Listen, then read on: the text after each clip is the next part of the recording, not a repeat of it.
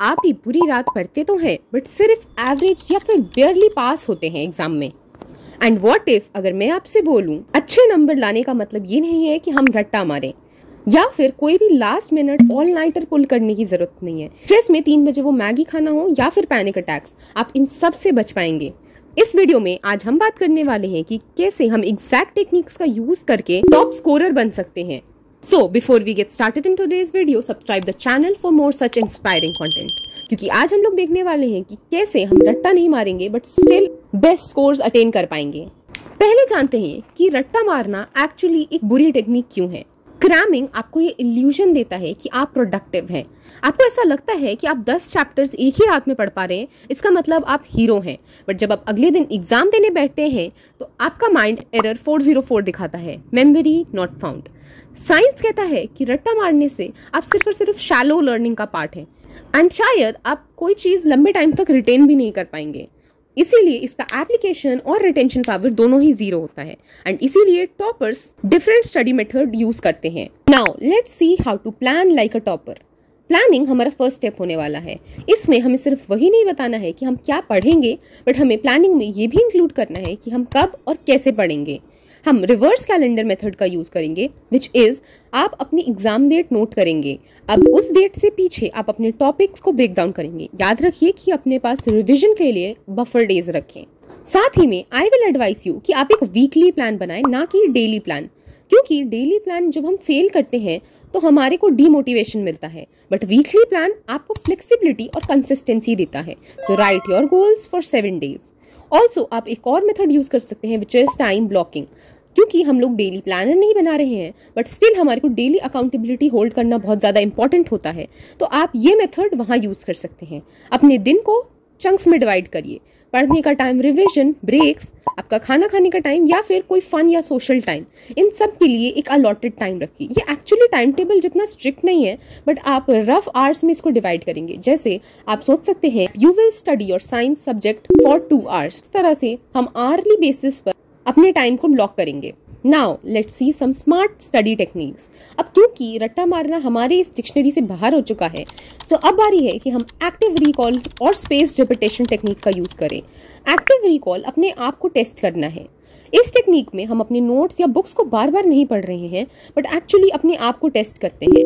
अपने आप से क्वेश्चंस पूछिए, क्विज दीजिए या फिर mock test, flash cards use करिए। दो ये आपको बोरिंग साउंड कर सकता है बट दिस इज व्हाट जो आपको बाकियों से आगे लेके जाने वाला है। नेक्स्ट टेक्निक है हमारी स्पेस रिपीटेशन।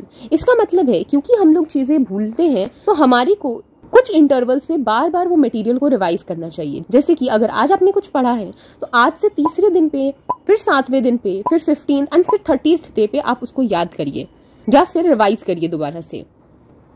एडिशनली अगर आप प्रोक्रास्टिनेट करते हैं तो आप पोमोडोरो टेक्निक यूज कर सकते हैं, which is studying 25 minutes and taking 5 minutes of break. Procrastination के ऊपर मैंने ऑलरेडी एक वीडियो बना रखी है जो आप देख सकते हैं अगर आप प्रोक्रास्टिनेशन से डील कर रहे हैं। अब बात करते हैं नोट्स कैसे बनाएं। सो नोट्स बनाने का मतलब ये नहीं होता कि हम अपनी पूरी की पूरी किताब को वैसे ही लिख दें, क्योंकि इससे आपका टाइम भी वेस्ट होगा एंड जब आप रिवाइज करने बैठेंगे तो आपको इतना सारा कंटेंट देखकर ओवरवेलमिंग फील होगा। इंस्टेड ट्राई करिए कि आप 5 मिनट टेक्निक का यूज करें। सबसे पहले कोई टॉपिक पढ़ें, उसको याद करें एंड उसके बाद उसे अपने आप को समझाइए। जब आप इसे समझा रहे होंगे तो ऐसे समझाइए कि आप किसी 5 साल के छोटे बच्चे को समझा रहे हैं। अगर आप किसी चीज़ को इतने सिंपलेस्ट फॉर्म में नहीं समझा पा रहे हैं तो इसका मतलब है कि आपको वो टॉपिक अभी भी अच्छे से नहीं आता है। में आई विल सजेस्ट यू कि आप फ्लो चार्ट्स बनाइए, डायग्राम्स बनाइए, माइंड मैप्स का यूज़ करिए, क्योंकि ये सब विजुअल टेक्निक्स हैं एंड आपको रिवाइज करने में ज़्यादा जल्दी हेल्प करते हैं। एडिशनली एक फॉर्मूला या की पॉइंट की शीट रखिए हर सब्जेक्ट, हर चैप्टर के लिए। ये लास्ट मिनट रिविजन में आपको बहुत ज़्यादा हेल्प करेगा एंड ट्राई करिए कि इसको आप कम से कम पेजेस में बनाएं with only keeping what's important. अब बात करते हैं कि हमारे डिसिप्लिन के लिए क्या हैक काम करेगा। सो हमारे को पता है कि मोटिवेशन कुछ टाइम बाद फेड कर जाता है एंड इसीलिए हमारे को डिसिप्लिन रहना ज़्यादा ज़रूरी है। सो एक प्रैक्टिस बनाइए कि आप जब भी अपना स्टडी सेशन करने बैठ रहे हैं, फ़ोन या कोई भी स्क्रीन दूसरे रूम में है, या फिर अगर आप फ़ोन से पढ़ भी रहे हैं सो मेक श्योर कि आप सुबह का पहला सिटिंग बिना फ़ोन के ही लगाएं। ऑल्सो आप जब फोन से पढ़ रहे हैं तो आप साइड ब्लॉकर्स, नोटिफिकेशंस को ऑफ कर सकते हैं जिससे कि आप फुल फोकस से पढ़ाई कर पाएं एंड देन अपने फोन को रिवॉर्ड टाइम पे डोपामिन की तरह यूज कर सकते हैं। ऑल्सो एक ट्रिक जो बहुत सारे टॉपर्स यूज करते हैं, that is first 5 minute rule.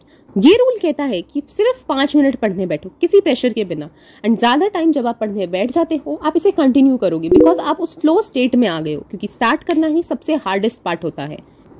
Additionally I will suggest you कि आप कंसिस्टेंसी को प्रेफर करें ओवर परफेक्शन। अब बात करते हैं वो सीक्रेट वेपन की जो बहुत ही ज्यादा अंडररेटेड सीक्रेट है, कि जब आप कोई चीज पढ़ लेते हैं तो या तो अपने स्टडी ग्रुप में उसे एक्सप्लेन करिए या फिर अपने आप को उन कॉन्सेप्ट्स को एक्सप्लेन करते हुए रिकॉर्ड करिए, क्योंकि जब हम किसी चीज को पढ़ाते हैं तो हमारा माइंड फोर्सफुली उसे सिंप्लीफाई या ऑर्गेनाइज करके डीपली समझ के समझाता है।